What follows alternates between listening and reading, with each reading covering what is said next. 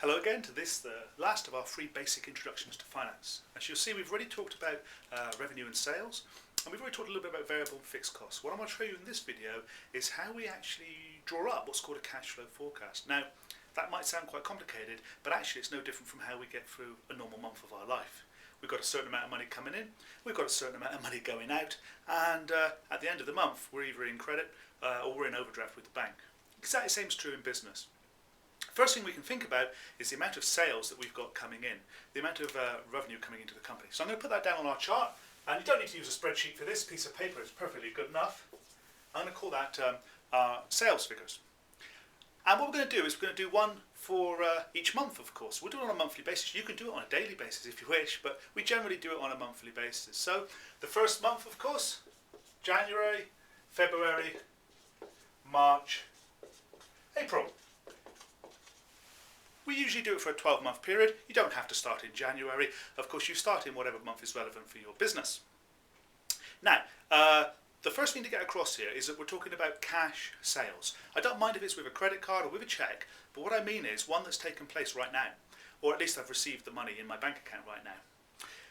The difference would be if it was business to business. If I was to do a sale to another company and give them 2 months credit, what I would show on my cash flow forecast is when that money actually comes to me. Not when I raise the invoice, but actually when I receive the money. So the important thing to focus first of all with a cash flow forecast is it's on the money coming into the business. So I put down the actual points at which that money comes in. That takes care of our sales quite nicely, and hopefully they're quite healthy. Of course, as we've already spoken about, there's lots of money going out as well in running a business. So what we do next is just list down those costs. Those might be rent, rates, tax, the sort of things we spoke about in the previous videos. So let's just put some of those in.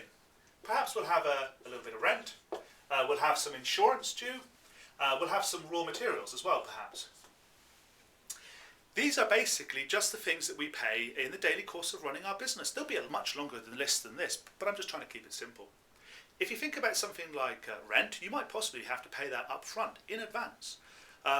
Insurance, on the other hand, you might be able to pay it on a quarterly basis.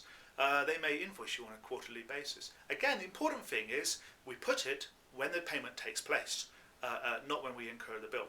So if our insurance was to be £1,000 for the year, but they let us pay it 4 times, or on 4 different instalments, the £250 instalment is what we would be interested in, and if that was to take place in 3 months' time, the £250 would appear at this point. Okay, so we don't show the £1,000, we show it when we pay it. Okay, so it's always about the money flowing in and out of our account. Now, what should happen at the end of this is we can easily add up all of these outgoings. So if I was to put down a total for the outgoings, I can just add up all the red ones above. And it shouldn't take too much imagination to realise that once I've got all my outgoings and I've got all my sales, I should be able to work out the net inflow. Now, I use the word net there. Net is what we use in business to describe sales with costs being taken off of it. Not a profit, of course, we've talked about that before, but a net. Okay, after everything else has been paid, this is what I've netted. Imagine a fisherman with a net. So, my net, my net inflow I can show next. Okay, so there's my net inflow. Might be negative, of course. It may well be a bad month. It may be that I've paid out more than I've brought in. That's okay in business. We just need to make sure we've got money to cover that. And the next little bit we need to think about is how we cover that. So, just like in your daily life, you may begin with an opening bank balance. You may have an inflow. And then, of course, you'll have a closing position. First thing you'll spot, of course, is that next month's opening position is this month's closing position. As easy as that. But this inflow is the net of my money going out and my money coming in. If it's negative, and actually my opening position's neutral, 0, what I'll need to do is speak to the bank about making sure I've got an overdraft. And this is a really important piece of business advice. Never surprise a bank. Banks are very nervous creatures. They're very risk averse. They like to see cash flow forecasts in advance, and they have no problem with overdrafts, providing they're comfortable that the person using the overdraft is in control of the business, is aware of the finances, and of course that the overdraft won't be permanent. Don't surprise the bank manager. Develop your cash flow forecast, speak to your bank manager. Also, of course, what it might be possible to do is to avoid the need for an overdraft altogether by restaging some of these timings. Once you've populated this little chart with all of your money coming in and all your money going out, you might realise, of course, that a particular month is lean and not the best month to spend out perhaps maybe on a new advertising campaign or new office furniture. What you can do is, instead of managing the overdraft facility with the bank, simply rearrange those payments for a different time of year. So to summarise, it really is as simple as drawing down on a piece of paper my expected cash sales when the money comes in, and then a list of all the times the money goes out, working out what the net is of those two, and again, not being too concerned if it's negative at this point, working out what I've got as an opening bank balance, working out what that net effect of that will be on it, and then writing down what my closing position is. We do this for each month, and we work our way through, and perhaps we might produce a cash flow forecast for the next year or two.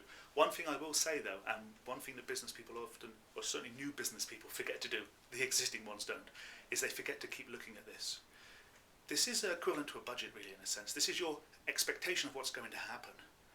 Once you've done that, and a month takes place, check it, come back and look at this again. Use it as a living, working document. It's not just something to borrow money from banks with. It's something to actually run your business. By keeping control of this, you will remain in credit, and that's what we call in business, you're liquid. You'll remain liquid. You'll have liquidity.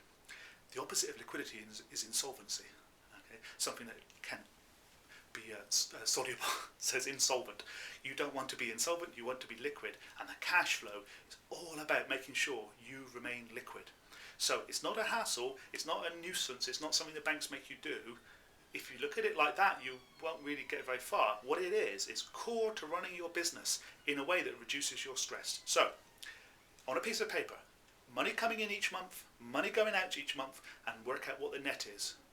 And then look at your bank account situation to make sure that the bank is not going to be frightened by unexpected overdraft. Nobody likes that. Thank you.